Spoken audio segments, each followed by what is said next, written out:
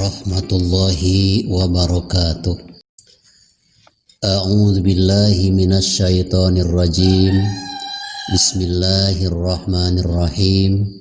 Ma kana Muhammadun aba ahadim mir rijalikum walakir Rasulullah wa khataman nabiyyin wa kana Allahu bikulli syai'in alima. Shadaqallahul azim wa ma'nahu wallahu a'lam bil murad. Sahabat channel Rahmatul Ummah yang saya cintai dan Allah muliakan, seperti yang telah saya bahas di bagian pertama, bahwa lafaz Muhammad dalam Al-Quran disimpan di 4 tempat dalam surat yang berbeda. Yang pertama, Allah menyebut nama Muhammad dalam surat Al-Imran ayat ke 144. Selanjutnya, lafaz Muhammad disimpan oleh Allah Subhanahu wa taala dalam surat Al-Ahzab ayat ke-40. Makana Muhammadun aba ahadim mir rijalikum, yang mana surat Al-Ahzab ayat 40 yang ada lafaz Muhammadnya. Ini asbab nuzulnya adalah Rasulullah SAW mengangkat Zaid bin Harisah sebagai anak angkat. Ketika kita bicara masalah anak angkat, berarti ada ibu angkat dan ada ayah angkat. Ketika berbicara tentang anak angkat, bapak angkat dan ibu angkat, maka Islam sudah terlebih dahulu dilaksanakan jauh sebelum Rasulullah SAW diangkat menjadi seorang Rasul. Itulah ketauladanannya Rasulullah SAW. Sebelum diangkat jadi Rasul pun sudah ada istilah anak angkat, orang tua angkat. Yang mana timbul permasalahan apabila kita memungut anak, apabila ada hubungan nasab. Berarti kalau berlainan jenis kelamin, kalau ada hubungan nasab misalkan keponakan, maka tidak batal wudhu dengan orang tua angkat yang bersangkutan. Tapi seandainya anak angkat yang diangkat anak oleh kita tidak ada hubungan nasab, maka ketika berlainan jenis itu hukumnya batal wudhu dan tidak mendapatkan hak waris.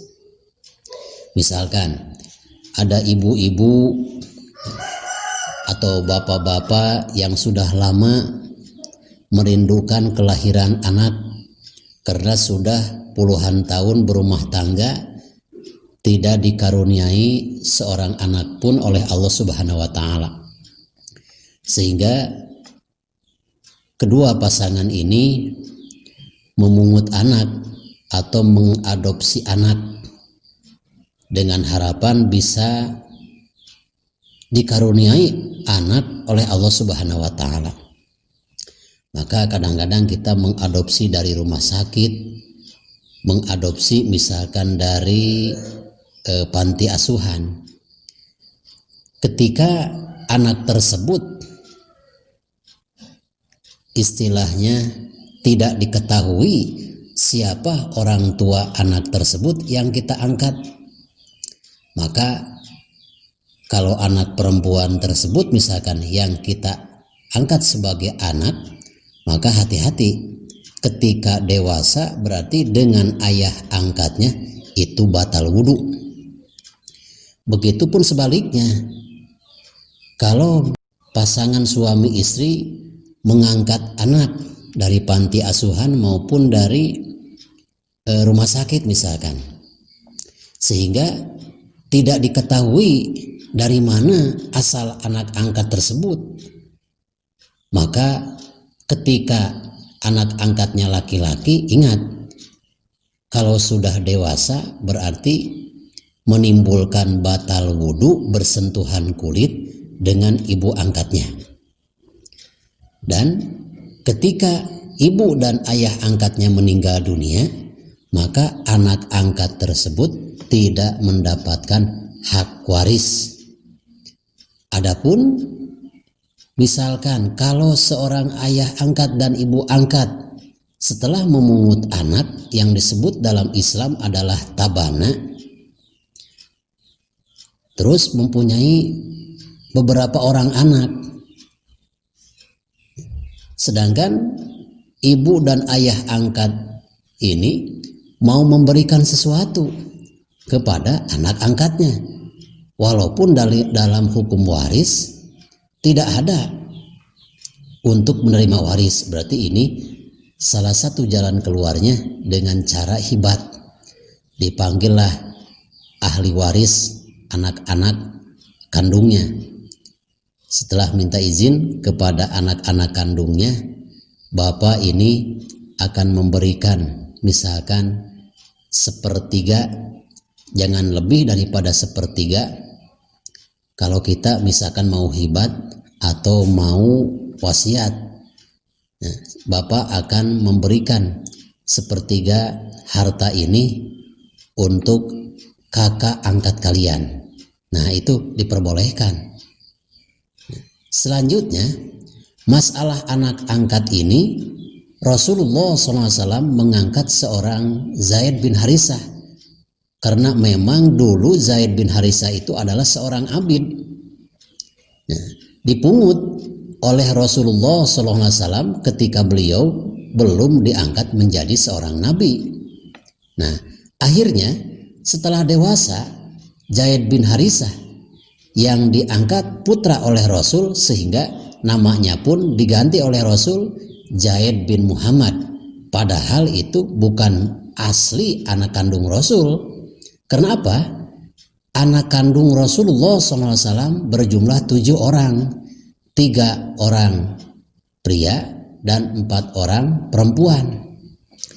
Yang mana putra Rasulullah SAW yang laki-laki semuanya sudah meninggal dunia dalam keadaan bayi, dalam keadaan balita di bawah usia 5 tahun. Maka hikmatnya, mengapa putra-putra Kangjeng Rasulullah SAW yang berjenis kelamin pria diwafatkan oleh Allah Subhanahu wa Ta'ala ketika masih dalam keadaan balita?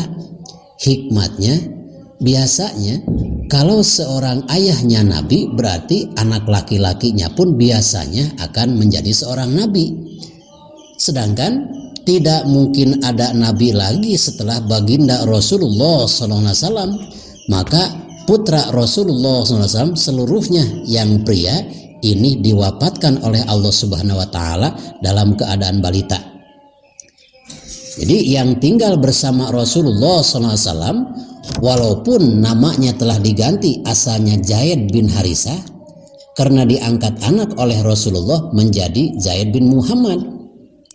Setelah dewasa, Zaid bin Harisah dinikahkan kepada sepupu Rasulullah SAW yang bernama Zainab binti Jahsy. Selama dalam berumah tangga, seorang budak menikah kepada seorang menak. Ini diperbolehkan, tidak ada mengenal kasta, apakah ini menak, apakah ini rakyat, rakyat sama rakyat lagi misalkan harus menikah. Islam tidak mengenal demikian. Yang namanya pernikahan boleh dilakukan antara menak dengan berpasangan dengan rakyat jelata, seperti misalkan yang terjadi pada pernikahan Zaid bin Sabit dan Zainab binti Jahsy. Selama dalam berumah tangga, menurut satu riwayat ini tidak dikaruniai seorang anak pun. Hubungan keluarga antara Zainab binti Jahsy dan Zaid tidak harmonis, sehingga Zaid bin Sabit menceraikan Siti Zainab binti Jahsy. Setelah Rama diceraikan oleh Zaid bin Sabit, tinggallah Zainab binti Jahsy ini jadi seorang janda. Setelah bubar idahnya, sudah habis idahnya, maka Zainab binti Jahsy dinikahi oleh Rasulullah Shallallahu Alaihi Wasallam. Nah, ketika Rasulullah Shallallahu Alaihi Wasallam menikahi Siti Zainab binti Jahsy, mantan istri daripada Zaid bin Harisah, maka di sana orang-orang munafik menjelek-jelekan Rasulullah SAW sampai mereka berkata, itu Muhammad keterlaluan. Masa sih seorang Rasul, seorang Nabi menikahi menantunya sendiri? Nah, sedangkan dalam hukum jahiliyah tidak diperbolehkan bahwa seorang ayah angkat menikahi anak angkatnya. Padahal menurut Islam, kalau seseorang mengangkat seorang anak tidak ada hubungan darah nasab, maka boleh dinikahi. Seperti Rasulullah SAW memungut anak yang bernama Zaid bin Harisah. Zaid bin Harisah menikah pada Siti Zainab, telah diceraikan Siti Zainab, maka dinikahi oleh Rasulullah SAW, itu diperbolehkan, namanya tabana. Kalau Zaid bin Sabit memang putra asli Rasulullah, maka haram bagi Rasul menikahi menantunya sendiri, termasuk kita pun demikian. Apabila kita menikahi pada mantan menantu kita, maka haram.